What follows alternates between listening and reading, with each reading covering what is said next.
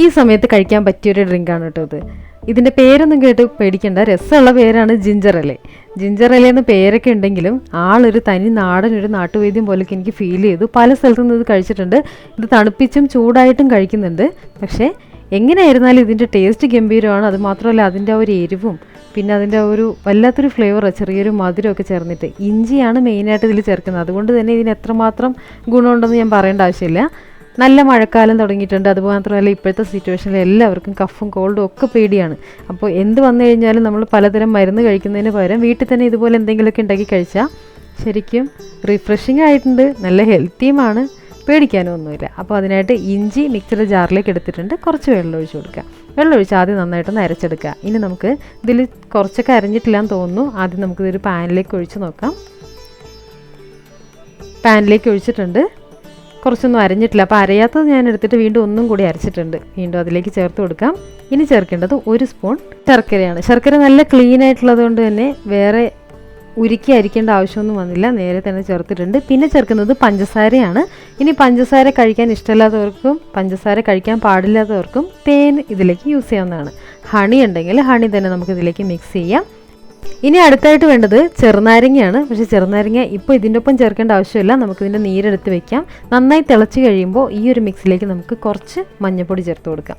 മഞ്ഞൾപ്പൊടിയും കൂടി ചേർത്ത് കഴിയുമ്പോൾ ഇതിൻ്റെ കളറൊക്കെ ചേഞ്ച് ആയിട്ടുണ്ട്. നല്ല മണമാണ്. ഇഞ്ചി ആയതുകൊണ്ട് തന്നെ നല്ല മണമാണ് ചുറ്റുപാടും. അപ്പോൾ ഇതിൻ്റെ കറക്റ്റ് പാകം എങ്ങനെയാണെന്ന് വെച്ചാൽ ഇത് നന്നായി കുറുകി വരണം. അതാണ് അതിൻ്റെ ഒരു പാകം. ശരിക്കും ഒരു കഫ് സിറപ്പൊക്കെ കാണുന്ന പോലെ ആ ഒരു പാകത്തിനായി വരണം.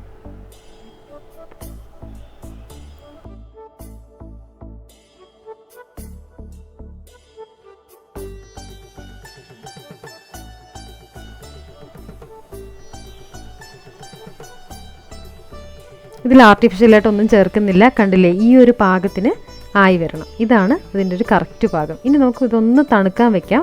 തണുത്തതിന് ശേഷം നന്നായിട്ട് അരിച്ചെടുക്കണം. എന്ത് ഡ്രിങ്ക് തന്നെ ആയിരുന്നാലും ഇടയ്ക്ക് ഇതുപോലെ എന്തെങ്കിലുമൊക്കെ കരട് കാണുമ്പോൾ നമുക്ക് കഴിക്കാൻ തോന്നില്ല. പക്ഷേ ഇത് നമുക്ക് ആദ്യം ഒന്ന് അരിച്ചെടുക്കാം.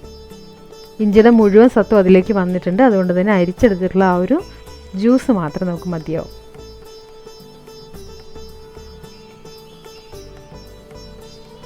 അരിച്ചെടുത്തതിന് ശേഷം ഒരു ഗ്ലാസ്സിലേക്ക് കുറച്ച് ഐസ് ക്യൂബ്സ് ഇട്ട് കൊടുക്കുക. നമുക്കൊരു 2 സ്പൂണ് ഈ ഒരു മിക്സ് ചേർത്ത് കൊടുക്കാം. ജിഞ്ചറിൻ്റെ ആ ഒരു മിക്സ് ചേർത്ത് കൊടുക്കുക. അപ്പോൾ അതിൽ എരിവുമുണ്ട് മധുരമുണ്ട്. ഇനി ചേർക്കേണ്ടത് ഒരു കഷ്ണം ചെറുനാരങ്ങയും ചേർത്തിട്ടുണ്ട്. പിന്നെ നമ്മുടെ ഈ ചെറുനാരങ്ങയുടെ നീരെടുത്ത് വെച്ചിട്ടുണ്ട്, അത് ഒരു സ്പൂണ് ഇതിലേക്ക് ചേർത്ത് കൊടുക്കുക. അത് നമ്മുടെ ഈ മിക്സ് എടുക്കുന്നതിനനുസരിച്ച് നമുക്ക് ചെറുനാരങ്ങയുടെ മിക്സ് ചേർക്കാവുന്നതാണ്.